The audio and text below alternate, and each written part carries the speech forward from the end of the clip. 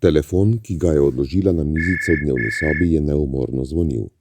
Nekaj časa ga je poskušala odmisliti, ker pa zvonjenje ni prenehalo, je globoko vzdihnila, nato pa stopila izpod tuša, se ogrnila z brisačo in zapustila kopalnico. Skoraj jezno je zgrabila telefon in na hitro ošinila številko. Zdela se je znana. Halo? Ne, id na zmenek. Halo? Kdo je to? Tatjana, Katera Tatjana? jaz sem ti, Tatjana Premc. Kaj? Ne razumem. Kaj hočete? Ubil te bo. Prekinila je klic. Srce ji je začelo razbijati. Če je bila to šala, je bila zares neslana.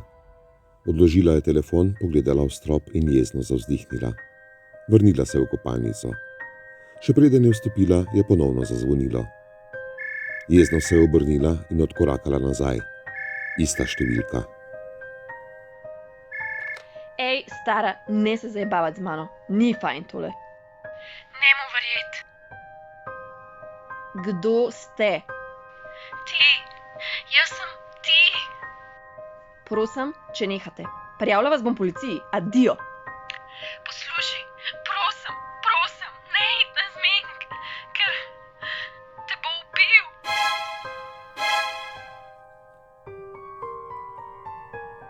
Prekinila je.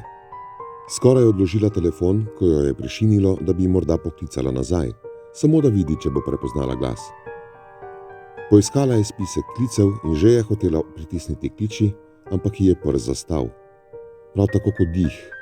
In vsaj tako se je zdelo tudi srce.